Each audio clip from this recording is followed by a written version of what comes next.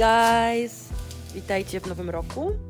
I to tak już od kilku dobrych dni, bo w tym roku wymyśliłam sobie, że początek wszystkich celów, planów i postanowień przesuwam aż do 8 stycznia.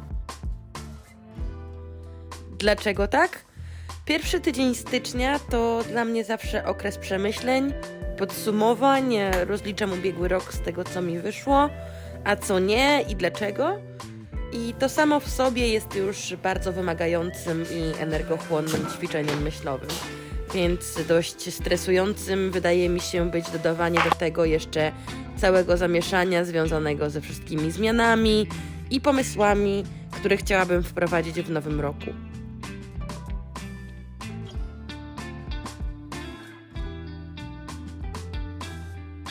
Więc zadecydowałam, że skoro 1 stycznia i tak jest tylko umowną datą, to ja mój nowy początek przesunę sobie o tydzień.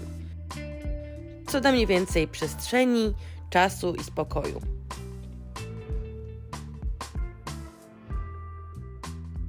A chciałabym właśnie, żeby to spokój, harmonia były motywem przewodnim tego roku. Gdzieś ostatnio w jednej z książek przeczytałam taki fragment, który do tej pory bardzo ze mną rezonuje. Brzmiało on mniej więcej tak, niestety nie mogłam znaleźć, gdzie to przeczytałam, ale brzmiało mniej więcej tak, że los od czasu do czasu daje nam nowe puzzle i chce, żebyśmy ułożyli z tego coś nowego.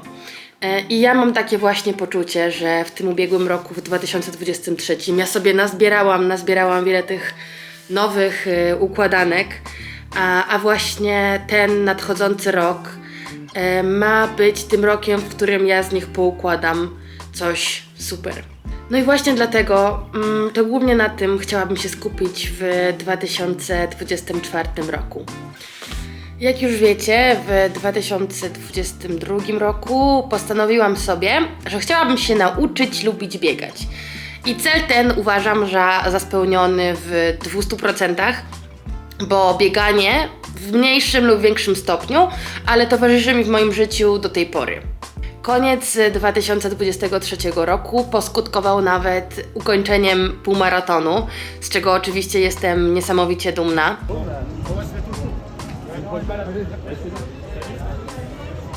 Słuchajcie, robię to. Tam jest meta. Ja jestem tu. Przebiegniecie sobie teraz ze mną ostatnie metry.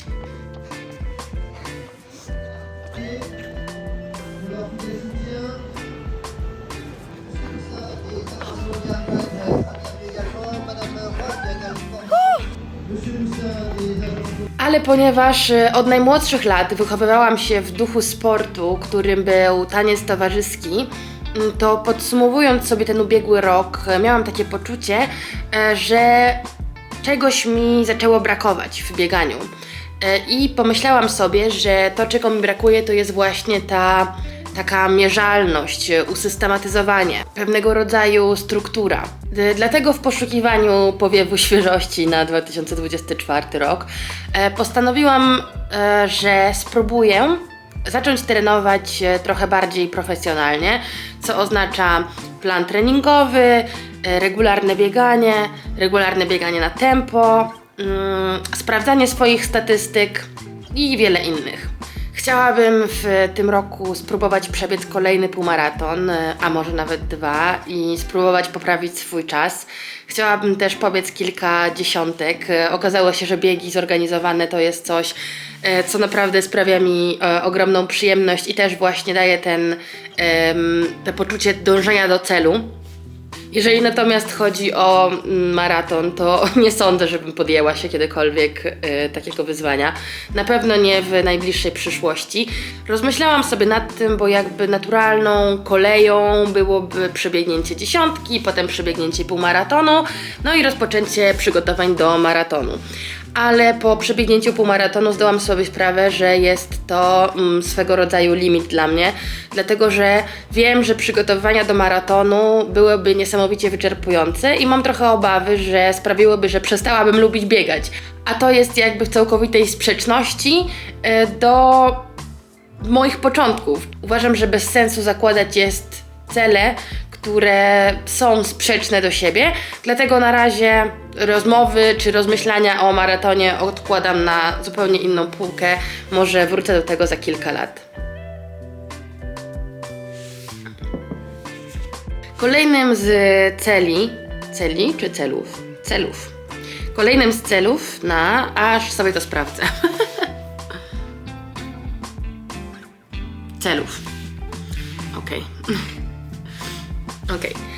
Kolejnym z celów na 2024 rok jest zakończenie nauki francuskiego. Co dokładnie mam na myśli? We wrześniu minie 5 lat od kiedy mieszkam we Francji. I nie zrozumcie mnie źle, mój poziom języka pomiędzy wtedy a dzisiaj to nie była ziemia. Ale od pewnego momentu mam takie poczucie, że trochę zatrzymałam się na takim poziomie B2 i bardzo ciężko jest mi ruszyć naprzód. Wyglądało to mniej więcej tak. Przez pierwsze lata widziałam mega super progres, który był dość stały.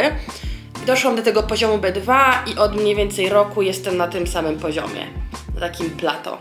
I bardzo ciężko mi znowu, aby ten wykres zaczął rosnąć i żebym przeszła do poziomu C1 i C2, czyli takiej płynności, którą mam w języku angielskim. W tym plateau jest mi niesamowicie wygodnie, dlatego że osiągnęłam już taki poziom języka, gdzie nie mam problemu, żeby pójść, poogarniać wszystkie swoje rzeczy, żeby zadzwonić tam, gdzie potrzebuję zadzwonić, żeby dogadać się o wszystkich sprawach, o których potrzebuję się dogadać, ale nie jest to też taka całkowita płynność właśnie języka, która pozwala mi, żeby wyrazić się i moje myśli w 100% i potrafi to być frustrujące.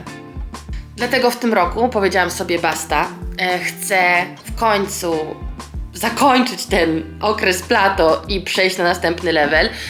Dlatego zapisałam się w maju na egzamin, który mogę zakończyć certyfikatem DALF na C1 i poczynić kilka zmian w moim życiu, które sprawią, że będę się czuła tak fluent w 100%. Czuję, że to też przyniesie mi dużo spokoju i harmonii w moim życiu, a do tego z każdym moim celem zamierzam właśnie dążyć. Na pewno pomoże mi też w poczuciu niezależności i doda mi takiego kopa i pewności siebie. I kolejną, już ostatnią grupą celów, które mam na swojej liście, to grupa celów zawodowych. A propos mojej działalności poza YouTube'em, mam naprawdę ogromne nadzieję, że szykują się dość duże zmiany w 2024 roku, ale szczegóły tego pozostawię na razie dla siebie.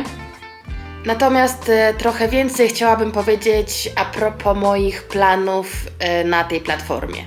Jak wiecie, w 2023 roku nie byłam tutaj najbardziej aktywna. Zastanawiałam się, czy w ogóle chce mi się dalej tworzyć i dodawać tutaj treści, ale mimo właśnie tych wszystkich zmagań miałam takie silne poczucie tego, że nie chciałam tego porzucać. Nie chciałam porzucać tworzenia na YouTube'a, nie chciałam porzucać tego marzenia. Nie do końca jeszcze rozumiem dlaczego, ale wiem, że strasznie mnie tutaj coś ciągnie.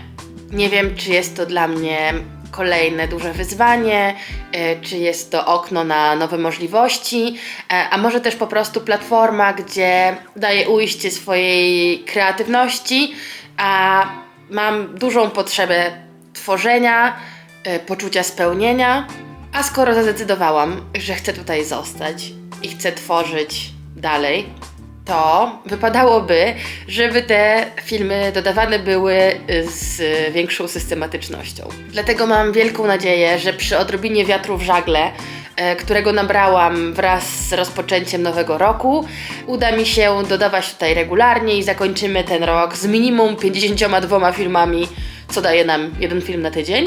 Doable, right?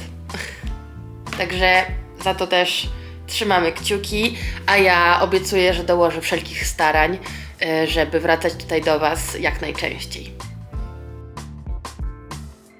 Na spisanie moich celów oraz postanowień poświęciłam cały pierwszy tydzień stycznia, licząc, że ponoworoczna euforia i motywacja sprawi, że rzeczywiście zastanowię się nie tylko nad rzeczami, które chcę osiągnąć, ale także dlaczego są one dla mnie tak ważne.